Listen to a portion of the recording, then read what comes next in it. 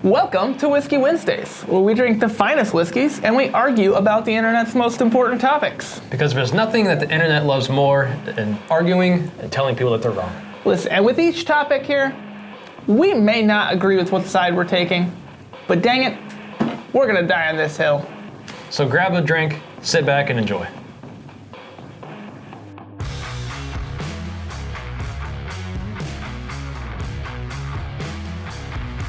Remember, go ahead and like this video, subscribe to our channel, and hit that bell button. We put out these videos for you to watch every Wednesday because we love you and we want to hear what you think about these topics. So join us every week. Yeah, make sure that you leave us some comments below. Oh yeah, absolutely. Everybody tell Dusty how stupid he looks. I don't look stupid. Look how great this shit is. It's a Neomax shirt. Oh, your shirt looks great. Yeah.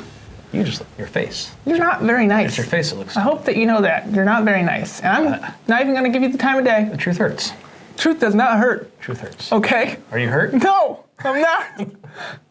Pour me some whiskey. All right. Today we're going to be pouring into our Last Cut Crystal glasses. Again, Yeah. not sponsored. I just really like these glasses. These are pretty sweet glasses. We're going to pour into these glasses some Jeffersons. You can see I'm already It still smells like whiskey. almost halfway through this bottle. I think I've had this before. This is a nice one. We actually picked this up when we went out to Jared's Birthday? birthday party. Was this supposed to be for Jared?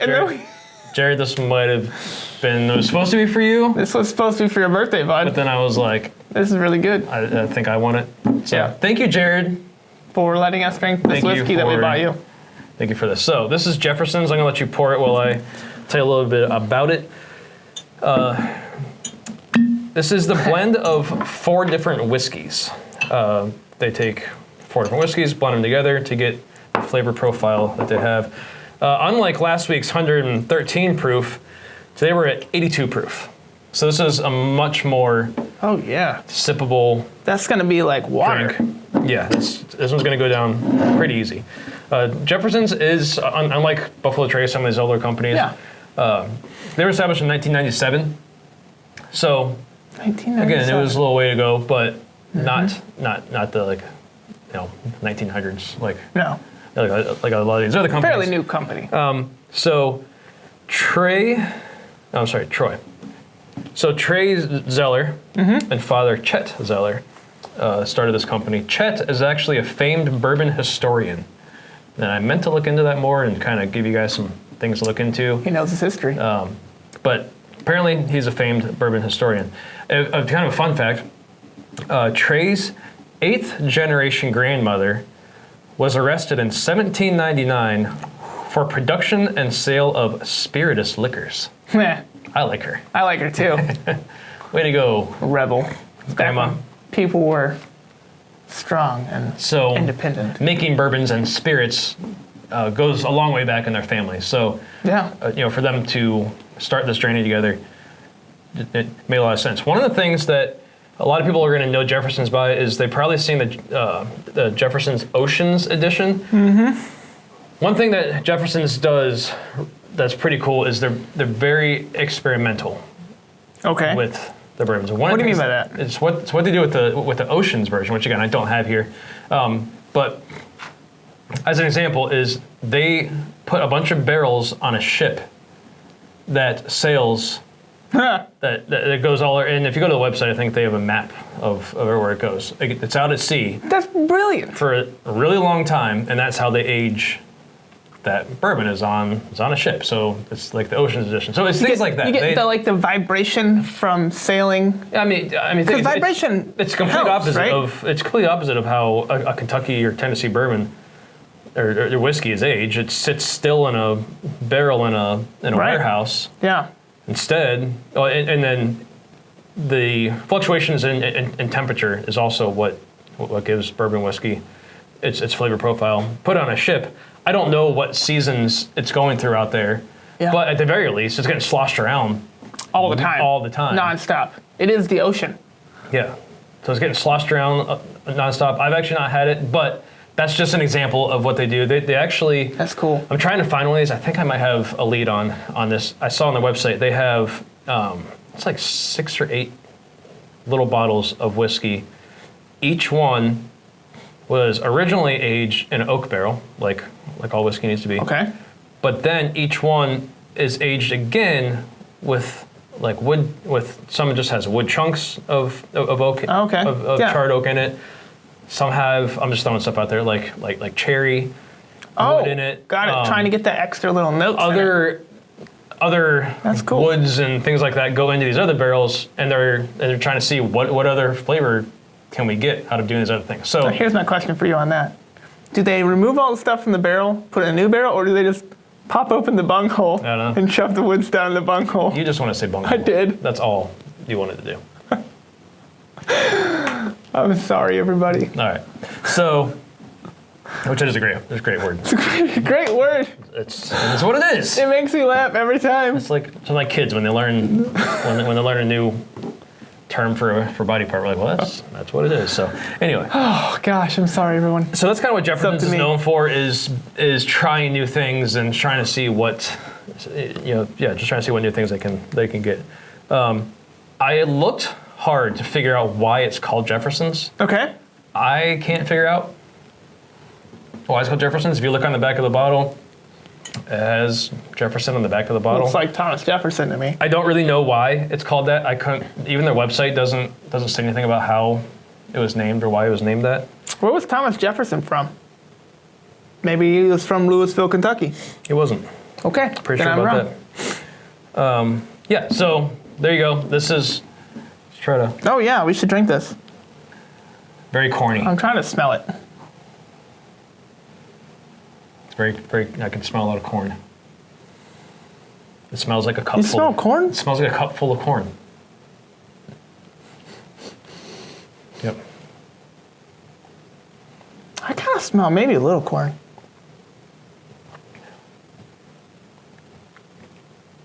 Ooh, this one's almost sweet. It's very, yeah. It's very oaky. Mm-hmm. Very corn. I can taste the corn and the oak. It's not a super complex. Nah, it's a basic one. I like it though. But again, it's only 82 proof, so it's not going to have a ton of. Yeah. And last week you said I rated the whiskey a little lower because of the high proof. I think this one rates higher, but I really don't know if it's the proof. Maybe it is. Maybe I was just wrong. But see, I like that the newer from last week. I think I actually like more. There's more flavor to it. There's more complexity to it than this. I'd be more willing to mix this just because I think that it has such lax, like it's not a very complex flavor. No. I think it's a very simple. Yeah, I taste a ton, it tastes like a ton of corn. And I don't know that It's weird. Again, I'm halfway through this bottle. I don't know that's come through to me as much as it is right now. When you're halfway through a bottle, well, when you open it, they call it a neck pour. When you're halfway through the bottle, what do they call that? You're half drunk. Just a normal porter. I was just curious if they had fancy names for that as well. I don't think so. Yeah. And I haven't had this. I just got the bottle in the summer. Some people will say that you shouldn't have a bottle that's been open for too long because flavors will change. Now, yes, flavors will change a little bit, but they don't really go bad or anything like that for a very long time. So I don't think. I do think I like it. As the bottle's gone down, the flavors maybe change a little bit. But so, what rating do you give this? It's good. I don't know that when this bottle's done, I don't know that I'll grab another one. Okay. I've had it before. How much is this roughly? Good. 50? 30? No, I want to say 30. In the 30s. 35, something like that. That's like MSRP. Yeah. Yeah. So, if you're looking for something kind of mid-low cost, but it's good, then it's a good. The more I think about this, I think this is with 5 being like middle of the road whiskey, I think this is a 6.5 for me. Yeah. So I like it. I agree with you there. It's not like mind-blowingly good, but I like it. It's good. It's different. Yeah. I don't know that anything else. Well, and its price is reasonable. Yeah. For the price, I think it's got good value to flavor. I taste a ton of corn. And corn. I like corn. Are we gonna? I don't have a tie-in for this one for you, unless you want to come up with one on the spot, maybe.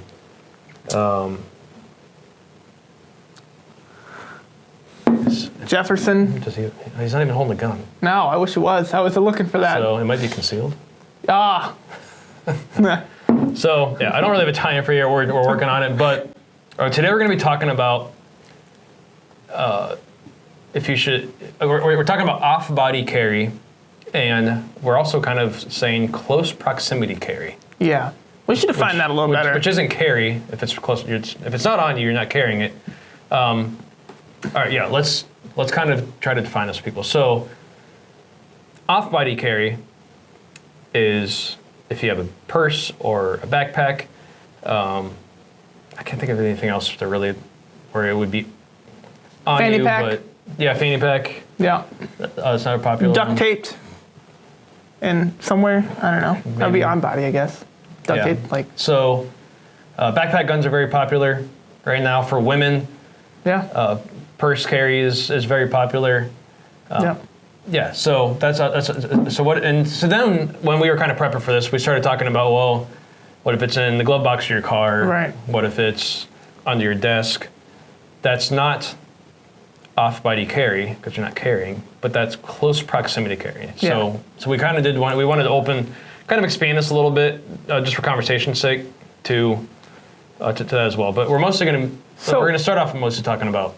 So really, this is on body versus within arm's reach carry, like, right? Like.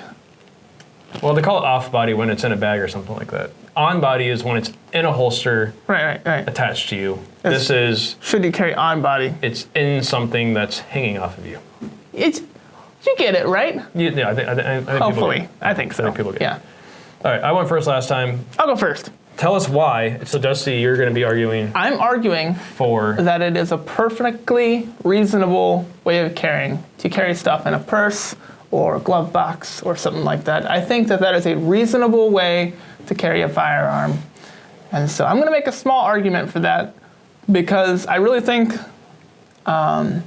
this is a choice that you have to make yourself. But I have made this choice in the past, and I certainly keep my gun in my glove box, and there's reasons for and not to, but we are going to get into that right now. So I think off-body carry, and I'm just going to refer to it off-body carry, is appropriate for certain situations. So I don't think that a hard never should you carry off-body rule should be in effect. So there are everywhere you go, there's a certain level of risk tolerance, that is there. There's a risk factor. Going to Walmart is certainly more dangerous than sitting in your living room or maybe going into your work. Or maybe going into work is more dangerous than going to your grocery store. And I think as a concealed carrier, you evaluate these risk profiles and you make adjustments to your carry, possibly, as you need to. And I prefer to be very comfortable in my life, and I try to adjust my carry to fit that. So one of my first points to off-body carry is that it is so long as you're aware of your surroundings, it still maintains a level of safety while being more comfortable. And so I think this, taking your gun off of you entirely is far more comfortable no matter what you're carrying with or how you're carrying it than having your gun on. So I think that it allows you to be more comfortable so long as you're still aware of your surroundings. I also think there's a ton of options available for off-body carry. And one of these options is going to work for you when you decide that it's time. I think Vertex makes some bags. I know there's a couple companies that make bags that are specifically designed to store a gun in it and quickly access it when you're out in public. I know there's some fanny packs, which apparently are coming back now, so that's good news. Some fanny packs that have, slots for holsters to be mounted inside of them. I know we're making a thing here very soon that will work with the alias to go in a backpack. And if I'm not supposed to say that, just blur me out. You're good. Okay. Another big point that I think is off-body carry, it's not risky. People, many times people will bring up the point that, it's easier to have your gun stolen. And I'm sure that there are higher risks. I think you have some numbers on this. But still the numbers are pretty low. And once again, I think with off-body carry, you just have to be aware of your surroundings. I think as a hard and fast rule, it's not wrong to carry off-body. So I think what you're trying to say is it gives you a facade of safety. No. By thinking that you have a gun nearby for protection, but really what you have is a paperweight 50 feet away, or that is in no way true. Or something that is inside of a pocket that you have to unzip and then get to another pocket to hopefully get past all the other stuff that's in the way to get your gun. That is not at all what I'm saying. So there's different levels of risk. I think off-body carry. There's different threat levels.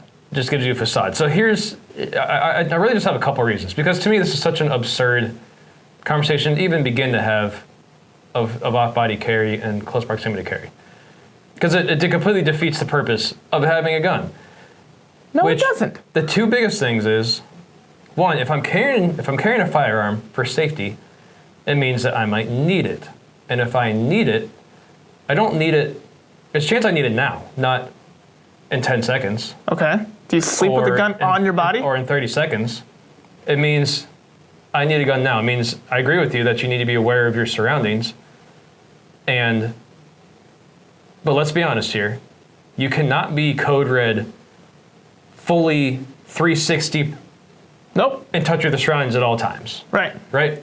Which is why we both agree on there. My next thing is, it is much more likely for your gun to get stolen if it's off-body than if it's on-body. If it's off-body, purses get snatched all the time. Bags get left or snatched all the time. That doesn't happen when it's securely clipped in a holster, clipped to your belt. Absolutely does not. An alias. Right. And secured to when it's secured to your body, concealed, the chances of it getting stolen or anything are way small. The only way somebody's stealing a concealed gun is if they could get in a fight and somebody finds it on you and they and try to steal it. They're bad at fighting. So off-body is great if you want to feel like you're safer without actually being safer. That is totally not true. Are you done with your points yet? Yeah, there's no other. All right. I just won. No, you just made my point. So you just said there's no way that you can live in code red all the time, or whatever it's called. There's red, yellow, whatever, red, orange, yellow. So if you're not in code red all the time, and there's not like an active threat, like you're not searching and assessing for threats, then you know the area is a safer location, right? You're at your house. You're at your place of work. You're, in your buddy's house, or maybe you just know that it's a pretty safe location, right? There's ways of identifying areas of threat. If you're going through the hood of your urban city, I guarantee you're going to be much higher in terms of vigilance and paying attention to what's going on around you than you will be when you and your buddy are sitting watching the Super Bowl on his couch, right? So I think in the same way that you adapt how aware of your surroundings you are, that it is reasonably okay to adapt how close in proximity you are to your gun. When you're going through the hood, you keep your gun on you. We all know this, because the chances of having to use your gun to defend your life are higher, but also the timing in which you will need your gun is higher. You're in one-on-one, you're next to people very close. You're in contact with people. However, when you're at your house, you don't sleep with a gun on you. Why? Because you've made arrangements to give yourself time to react. In the same way, when you're at your work, you typically have some warning indicator that something is going on. So if you're sitting at your desk, You would hope. You would hope, right? Someone's going to yell if they get shot. Or if a guy walks in mad because you fired him last week and he's pissed off, there's some commotion that's going to say, hey, maybe I should up my awareness. Unless you are the first person to be engaged with and there's no lead up to it. Somebody busts into my office yelling and making threats. I would, and I hope you would agree, I would much rather have the gun on me than in a bag that's underneath my desk. Absolutely. Right? But if they bust into your office, I being further away from the door and having created space away from myself and the known threat can be like, Which is the reason why we're in separate offices. Someone's yelling. I am guaranteed somebody's going to come in storming after you before somebody comes storming. And I'll hear you go, hey, who are you? And then I'll be like, that was weird. Grab my gun. And when the guy comes around the corner. And when they say I'm going for Dusty, you'd be like, oh, okay. And be like, hey, Alexa, drop into Dusty's office. Hey, bud, someone's coming to shoot you. Good luck. Okay. Alexa, drop out. So I think that is my main point. Off-body carry is utilized in a way, you can't just assume off-body carry is for every situation, right? But I think that it is for some situations. So I think there are far too many people out there, I'm going to an extreme here, that only throw a gun in their purse or in their bag and that's it. Because, like you said earlier... And that would be wrong as well. Because like you said earlier, you want to be comfortable. Yeah. And yes, carrying a gun, I'm going to use a typically used quote here, isn't comfortable, it's comforting, right? So... There's a quote? Yeah, you ever heard that one? No. So, if I'm carrying a gun, and again, I think you were getting a little off topic there, talking about, like, in your house and stuff like that. We're not talking about that right now. We're talking about carry. I am making a decision to bring a gun with me. To work. To a place, whatever location it is, so that I can defend myself. If I'm going to do that, I want to be able to do that to the best of my ability. And... Maybe. Having, so do you ever think, I'm going to carry today, but I'm not going to do this to the best of my ability? Is that what you think? If you've decided that, so you are always calculating chance and risk in your head, or you should be, right? So like, if you're going to carry somewhere, maybe you just like to have the gun with you, right? One, because you always have it with you, so it's something that you bring with you if you feel naked otherwise. Or two, you know there's a small chance, but it's not near as high of a chance as, say, when you are going to Walmart, right? And so I think off-body carry is accessible in locations that you feel moderately comfortable in. Work is one of those places. You're still carrying. You still carry when you go to your friend's house, right? Like it's still everyday carrying. It's still a part of your life and your routine. But maybe when you go to your friend's house to watch a Super Bowl, you don't want to have a gun in your pants the entire time because you're planning on filling up on nachos. So you put it in a bag. And now, if some guy is angry at your friend and starts banging on the door, you've got a firearm available. I think that that's a perfectly good location to off-body carry. I think you have to think very carefully about if I'm going to my friend's house, if I'm going to the gym, if I'm going... there are places, I agree, there are places I'm going to go that having a gun on me, like going to the gym, isn't realistic. So having a gun that I know that I can access quicker than going to my car or going home or whatever, I get the thought process of wanting to be able to do that. But you have to think really hard about, if we're going to think odds and everything here, what are the odds that my bag at the gym, next to the, like in your example, next to the door of my friend's house, wherever, what are the odds that that's going to get stolen over needing it? If we're talking odds, it's always higher that someone's going to steal something from you than trying to kill you. Right. So, with that thought process... So then do you just not bring it? I would side on being responsible. Either it's on you and you are going to be in full control of that of a deadly weapon. Okay. Or I'm not going to bring it at all because it is much more likely it's going to get stolen, or I'm going to misplace it or whatever, than need it. I don't think that off your body means out of your control. It absolutely does. I'm not in control of something that's on the other side of the room from me. That wouldn't be within our definition of off-body control. Well, no, I'm just going with the example you're talking about, going to your friend's house and having it in a bag. Put your bag right next to you while you sit on the couch. That's perfectly reasonable. I've done this. I've carried at weddings off-body before. You're that guy when you're like going to get another plate of nachos, you pick up your bag and you kind of stuff it under your arm while you load up another plate of nachos, and then you bring it back and sling your backpack on, maybe. And you like squeeze back down into the couch between two people, and you got your bag. Like that's not obvious at all. No, but you could keep it within a line of sight, and that's perfectly reasonable. I don't think. One, I just don't think that example is reasonable. Like, if you've never brought your gun to a friend's house. it's either on me Okay. or maybe, and I actually don't, I try not even to do this. Maybe if I'm coming from somewhere else and I had my gun on me, I may lock it up twice in my car. So I must be more trusting than you. Because if I go to a friend's house and I don't want to carry it on me, I don't just put it in my bag. Sometimes I'll just take it off and put it like on their table. There are that's fine. Literally thousands of guns, and I do have some numbers here, that are stolen every year. Let's hear these numbers. Total guns, I'm going through all the firearm types here. I can maybe take out a couple of these. This would equate for taking out a couple hundred out of over. I'm going to round it down. I'm capable of putting this list on the screen for people. Put it on the screen. Yeah. I'm going to round it down to 6,000 firearms are stolen by loss or theft. Okay, is that in the country?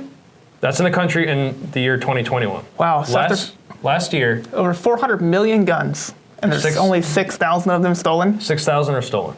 Do you want that to be one of yours? That's tiny. Do you want that to be one of yours? I mean, you've got better chances of dying of COVID from that. Well, I mean, COVID's just wiping everybody. I mean, I'm surprised we're still alive. I'm surprised we're still alive. We're not wearing masks. It's okay, we're not. All right, anyway. I honestly, yeah. I get in the amount of guns that are out there, but you can't stay out of that many guns. How many guns? There's a much smaller number of guns that are being carried. And again, I don't. They don't show me here theft versus loss. They don't tell me carried versus locked up in their house. I don't know those numbers. So all it says is, it does say FFL theft. So some of these numbers are being stolen out of gun shops. Sure. But there are, but this counts robbery. So 6,000, that's what it is, right? Right. So let's just say that's out of the state of Ohio. And let's just say it's out of 1 million people who conceal carry, which is reasonable for the state of Ohio. Those are still astronomically small chances of something happening. Like that's... Yet it's smaller still that you're going to need it. Sure, absolutely. In some of those places. So, odds are much higher that it's going to get lost. You just helped me prove this point. So to be clear, it's smaller that you'll need the gun. The chances are smaller that you'll need the gun. So you still bring the gun with you, even though the chances are smaller. And you just keep it on your body. Keep it on my body for as long as because now I've eliminated it getting lost or stolen. That's when it's in my holster on my body. I've now eliminated the option of it being lost or stolen. Why not just leave it at home? If the chances are so small that you'll need it, like that. Because we're going back to, you start out by saying we're talking about low. And I agree with you when you said this, is that you are thinking about places when you aren't on code red. Right. You're in yellow or something like that, where you're like, okay, I want to have it with me, but I don't feel like I'm an immediate threat. So sure. Right. So in these scenarios where you're code yellow, you're at your buddy's house. Okay. Or the gym might be a good place. Gym, right? Yeah. It's not super high level of threat. But I think this is a great discussion. I didn't realize we actually disagreed about this when we were talking about it earlier. And one for people to think, well, I'm dying on this hill. We talked about this before. Okay, yes, but you're actually doing a great job. I'm proud of you. Thank you. So, if we are saying we are code yellow here because, like, I think we both agree, if we're code red, there is like, I am in downtown Baghdad. I'm in that handgun is not enough. In that case, I'm walking around with hand grenades in both hands. Body armor, belt-fed machine gun, tank. If I'm gas station at 12:30 in the morning. Yes, good example. On body. Oh yeah. Not in my car. Oh yeah. Not in my bag. No. On body. Not in your hand. But we are talking. On body. If we're going to talk about off-body close proximity carry, I think we're making an assumption that we are like yellow to green. Big time. Color. Yeah. Awareness, right? Well, and I think, absolutely. Right? Like we're yellow-green, we should never be green, as Pat Mac would say. I'm green a lot, actually, frankly. So if we're in that area, where off-body is a consideration, I think we all need to do due diligence and think seriously about, if I'm in a place where it's code yellow, code green, is it more likely it's going to get lost or stolen over needing it? Yeah. And I think you guys should tell us, how do you feel about this? If you are in that situation, do you feel like off-body, close proximity, which we didn't really get too much into close proximity, but we've probably gone a little bit longer. Assume it's in a glove box, underneath the table. It is within reach. An alias. It's within reach. It's under a desk. Yeah. It's you can lean and get to it. Yeah. So it's not on body, it's not in a bag, but it is clipped safely somewhere near to you. If you guys, just let us know what you guys think about that. Is that something that you are comfortable doing? Is it something that maybe after this discussion you are thinking twice about? If we're gonna play odds, I would like to hear. I think people will have things to say about this. Yeah. So let us know below. Make sure that you guys hit subscribe. Please leave us a comment and let us know what you think. And please share this with somebody else who maybe is new to carry and maybe sides with off body. Maybe it'll get them thinking about it. And just I think it's something that everybody who carries defensively should have these thoughts. And also, I want to tell people on our YouTube here, if you've got a long commute and you like to listen to podcasts, we also put this up as a podcast.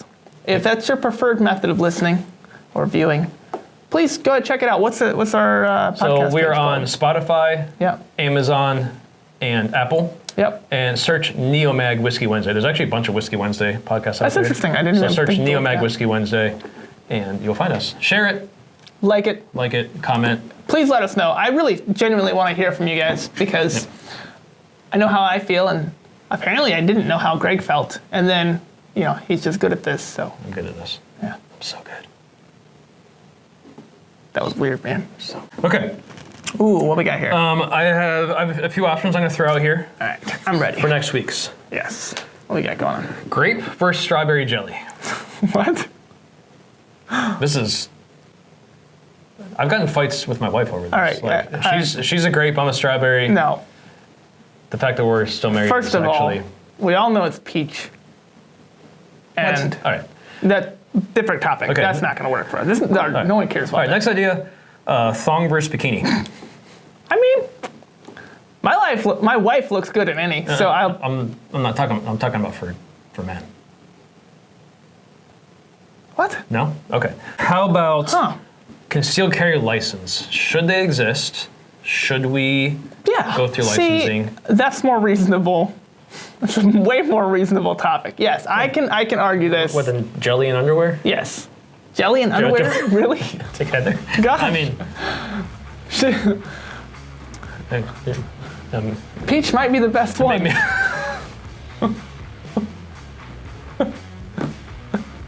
So yeah, all right. So next week. I'm all about the eggplant jelly. I